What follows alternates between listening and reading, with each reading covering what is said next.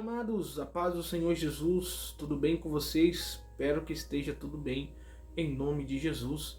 Hoje estamos voltando aqui para mais uma mensagem de Deus sobre a palavra do Senhor, para que possamos juntos ser edificados sobre tudo quanto o Espírito Santo ministrará em nossos corações.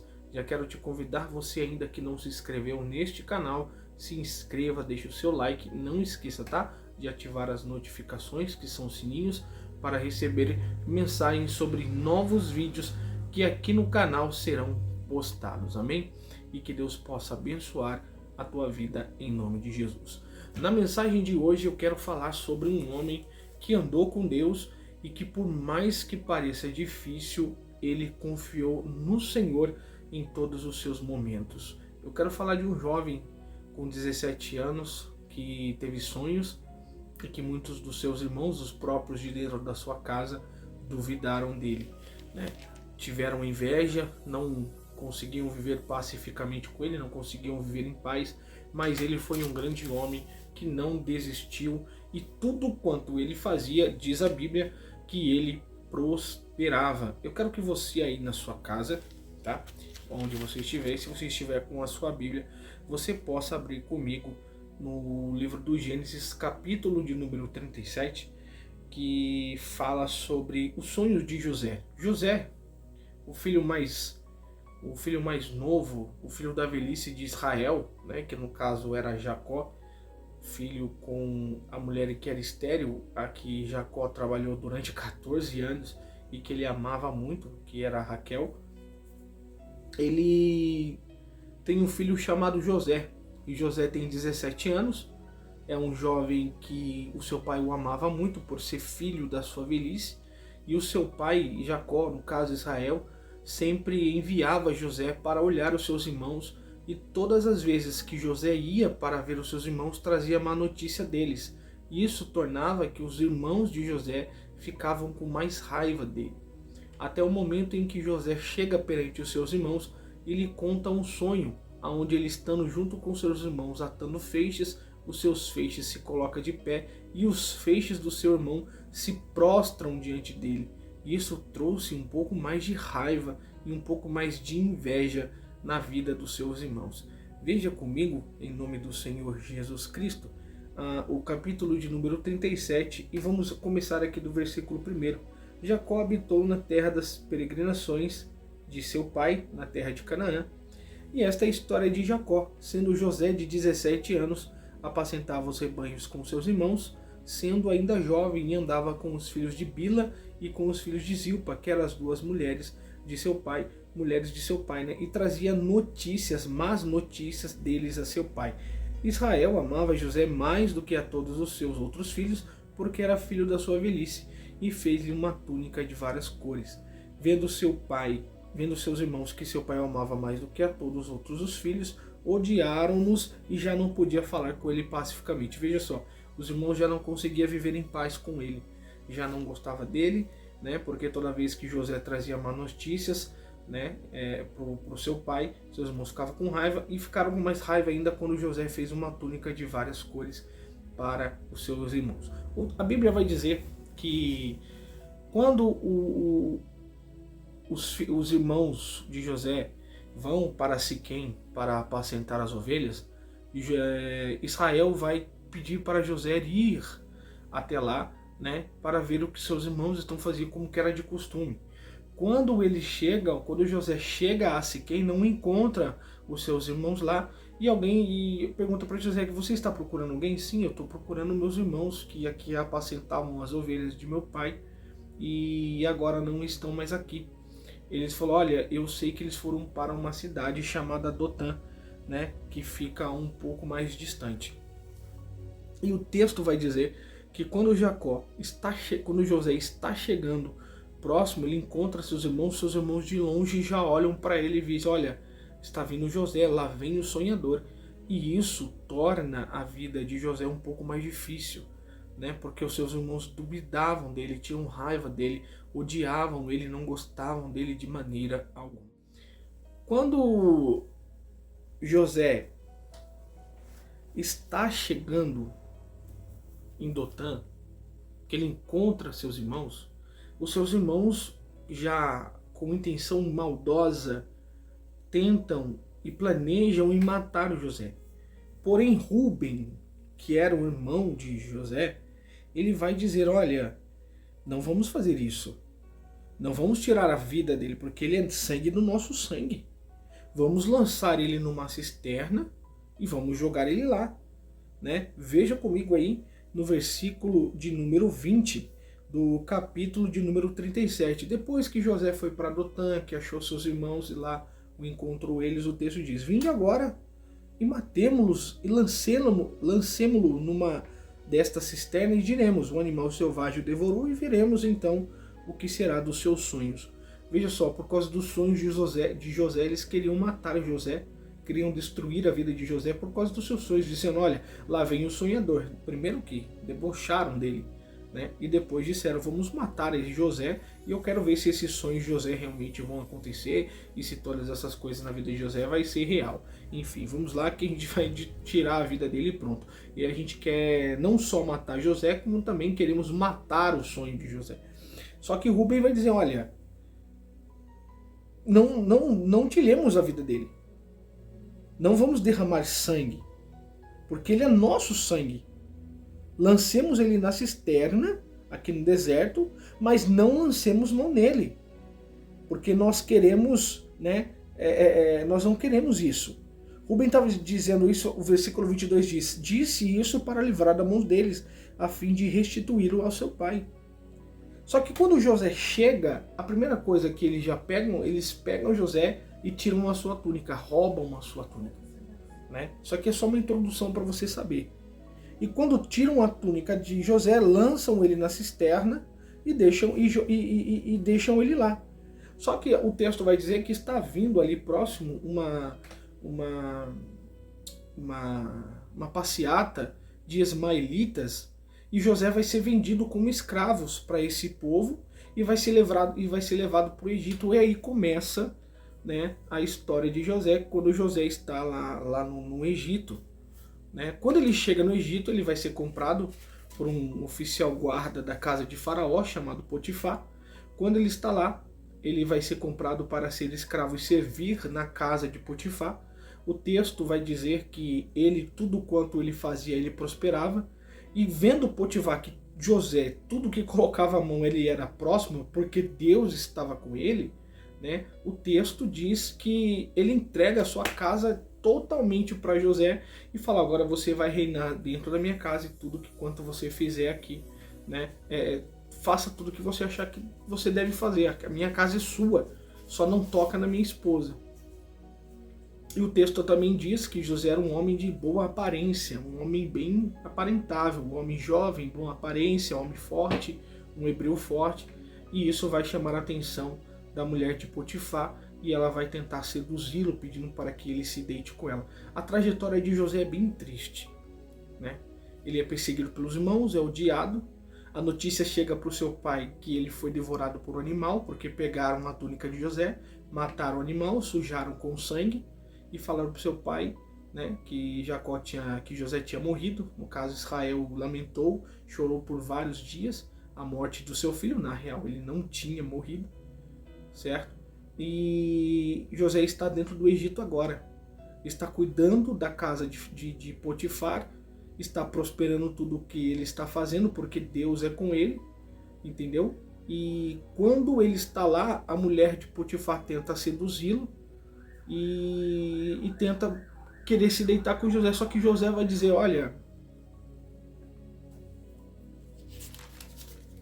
só que José vai dizer, olha, o Senhor tem confiado essa casa nas minhas mãos, ninguém é maior do que eu aqui dentro, poderia eu fazer isso com o meu Senhor e também pecar contra Deus? José era um homem temente a Deus.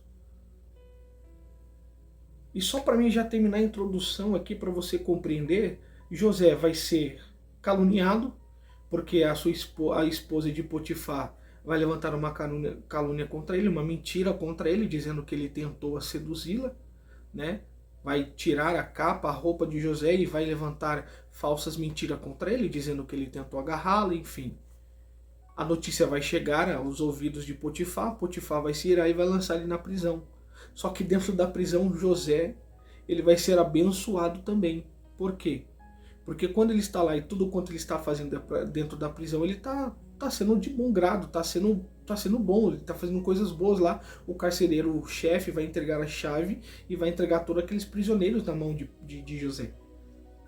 Veja só, amados, estão tentando destruir os sonhos de José de todas as maneiras. De todos os lados estão tentando acabar com os sonhos dele.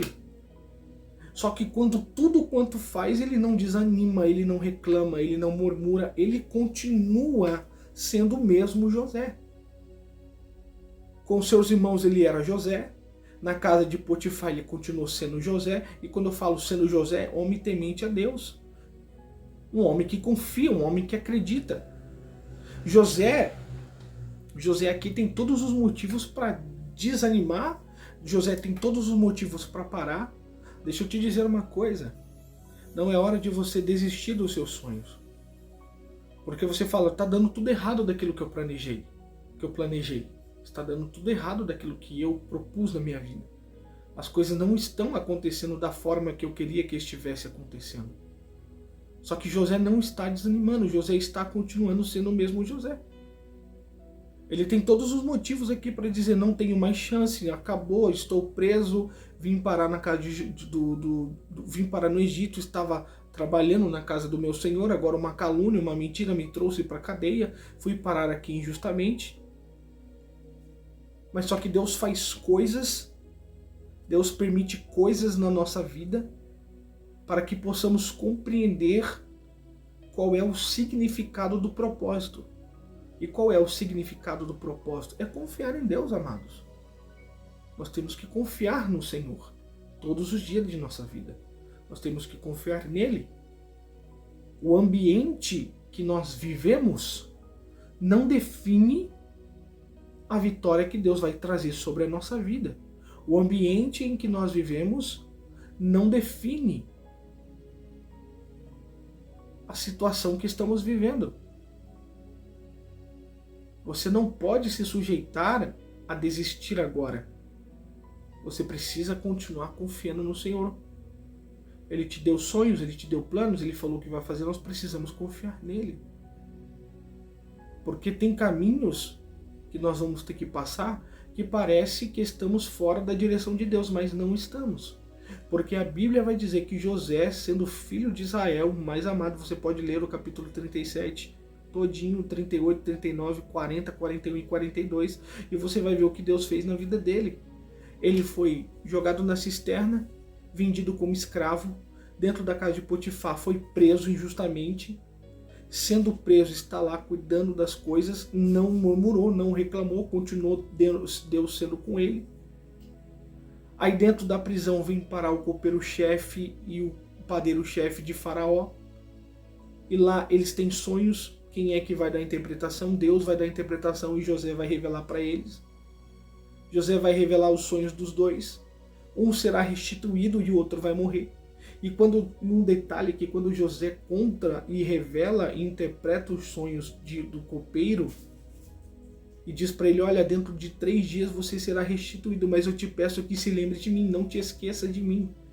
Eu estou te ajudando, estou revelando para você, mas eu sou hebreu, vim aqui parar injustamente, não se esqueça de mim. Só que o texto vai dizer que não foi assim, que o copeiro sendo restituído e o padeiro morrendo, depois de uma festa que Faraó fez, o copeiro se esqueceu de José. E se esquecendo dele, José continuou por mais 2 anos na prisão. Não tem sido assim na sua vida? Pessoas têm se esquecido de você? Pessoas têm se esquecido do que você fez? Mas deixa eu te dizer, em nome do Senhor Jesus Cristo, através dessa mensagem, Deus não se esqueceu de você, porque não é o ambiente que você vive que limita a Deus fazer o que Ele tem para fazer na sua vida. E o texto diz que depois de 2 anos, o próprio Faraó terá um sonho com as 7 vacas magras e as gordas e as espigas cheias e bonitas e as feias devoram as espigas bonitas e as vacas magras e feias, horríveis, como diz o texto, devoram as vacas bonitas e gordas. O texto diz que não tinha ninguém, e quem é que vai se lembrar de José? O copeiro. quando chega para Faraó e diz: quando nós estávamos lá na prisão, quando nós estávamos lá naquela situação, um homem interpretou os sonhos e tudo quanto ele disse assim aconteceu. Vai chegar um momento na vida de vocês que agora ouvem esta mensagem, que Deus vai permitir pessoas que se esqueceram de você se lembrar para restituir na sua vida, para trazer de volta os planos e os sonhos de Deus sobre a sua casa. E aonde você planejou chegar, Deus vai te colocar em lugares maiores da qual você não tem sonhado. Porque o texto vai dizer que José vai revelar os sonhos para Faraó e vai dizer: olha, o sonho é um só. 7 anos de fartura e depois, consequentemente, 7 anos de fome, que vai engolir os 7 anos de fartura e vai trazer tristeza e vai devorar tudo. E vai ser grande sofrimento. Então eu te digo agora, Faraó, que o Senhor coloque homens sábios para que possa trabalhar nesses 7 anos de fartura, para se preparar para os 7 anos de fome. Faraó vai olhar para eles e dizer: não tem outro homem a não ser você, com o Espírito do Deus Todo-Poderoso. Tirou o anel, colocou no dedo de José, colocou sobre ele um colar e falou: você é maior em todo o Egito. Você não é maior do que eu quando eu estiver no trono. Eu serei maior do que ti. Mas ninguém pisará e ninguém fará nada sem a tua permissão. Olha a autoridade sobre a vida. Ele virou governador de todo o Egito. Então os sonhos de José se cumprem, porque depois que chega a fome, seus irmãos vão ter que bater no Egito, vão ter que procurar comida, e quem que vai estar lá? José. Aqueles que te viraram as costas e aqueles que se esqueceram de você, o Senhor vai fazer com que eles se lembrem de você. Se lembre, foque aqui na mensagem de José. José foi esquecido, foi jogado na cisterna, foi vendido como escravo, foi caluniado, foi tentado, ficou preso, mas Deus nunca se esqueceu de José. Ele sempre esteve com José, porque os sonhos de Deus não podem morrer.